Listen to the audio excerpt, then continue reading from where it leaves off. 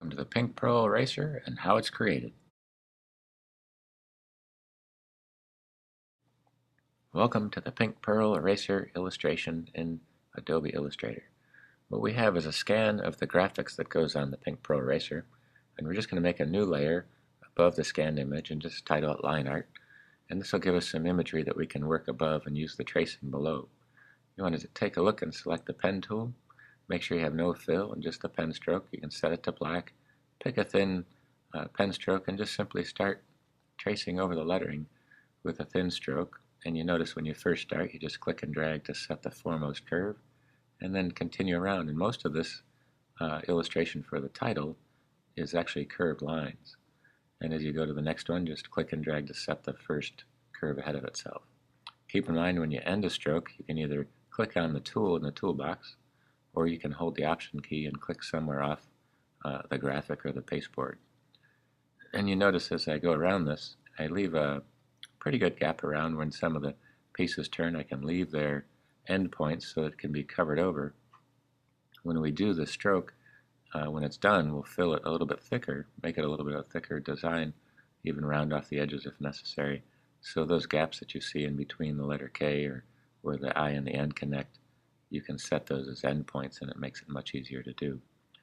And then just scroll over, hold the space bar, scroll it over across, and continue doing the letters and just going with script. And don't be afraid as you come down to some, like here where you end this part, let that be an ending, and then look for the kind of like the end points of some of these strokes. And if you double up or make a mistake on there, just undo it. And don't be afraid. Don't be afraid to make a mistake because you're doing an eraser. So it's much easier. And as you drag these through, you end up all the way through. Now, notice I didn't do the capital P for both the pearl, just on the word pink, because all we're going to do is copy that over. So you can skip over that as you notice we did that. And just wrap this all the way around.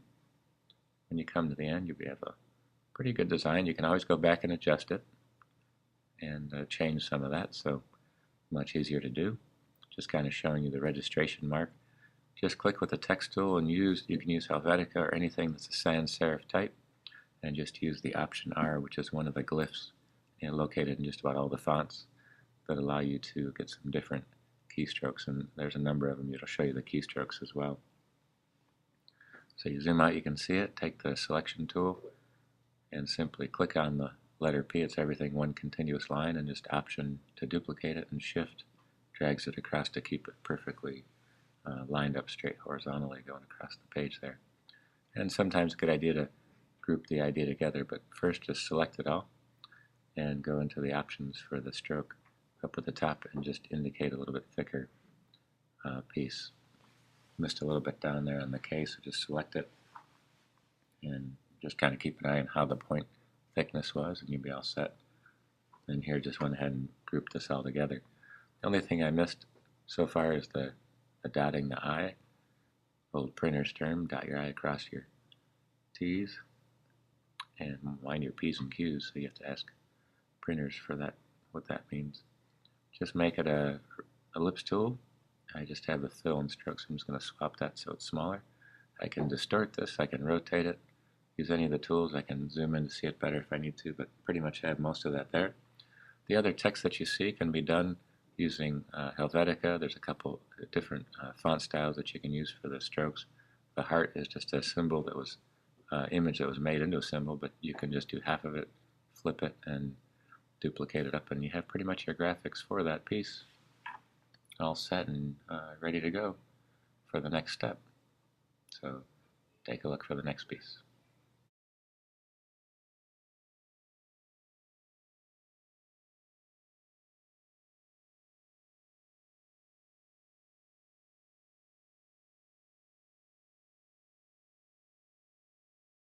Well, welcome back to Pink Pearl, second part in 3D. If you take a look at the graphic, you can see we already did the graphics. I didn't actually demonstrate the 300 or the latex free, but there's a couple fonts that you can use to create that and build on from there. So just a simple piece for the graphic below. We're just going to use the rectangle tool. You can add a little rounded edges on the corners if you wish, but that'll give you the part that's set up.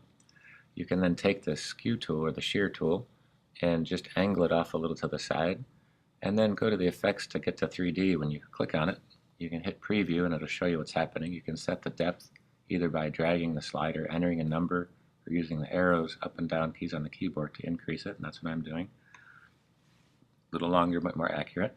You can go to the bevels, and around there's a couple that are standard. There's a corner one, there's a rounded one. You'll get a yield sign on the bottom there that tells you that you've overdone it, so you may have to lower it down or take it out altogether. You go to the More Options panel and toggle through, and it goes through all the faces of this graphic 3D piece with either 8 or 16 or 14 pieces. Find the top one and just go ahead and click on the graphic that you have for the mapping on top, and you can scale it down. Shift key doesn't work, but you can place it in there to get the right size and center it.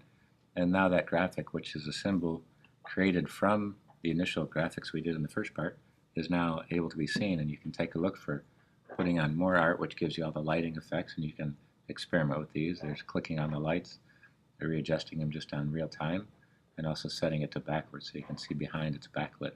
And just adjust it to see your preference, just to see how you like the lights. All the columns to the right of it gives you all the options for the ambience of the light and all those type of things. So you can experiment with those till you get comfortable with using the 3D modeling.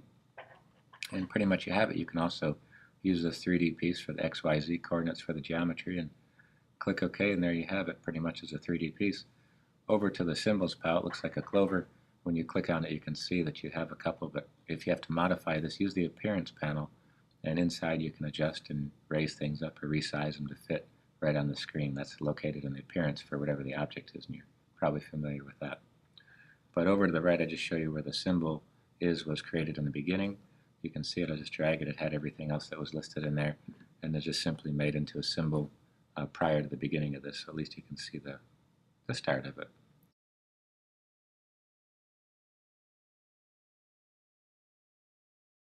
Welcome back to the Pink Pearl finale. Here it is, the Pink Pearl Eraser point of purchase display. Made out of styrofoam, cut on a bandsaw at a 45-degree angle on the ends, sanded to round off the bevels, coated with gesso, painted a pretty pink.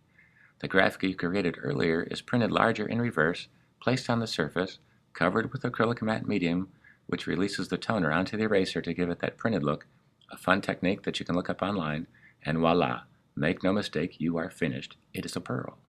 Present here is a picture-perfect pencil point portrait of a pink pearl, followed with Photoshop perfection for a final finished ad.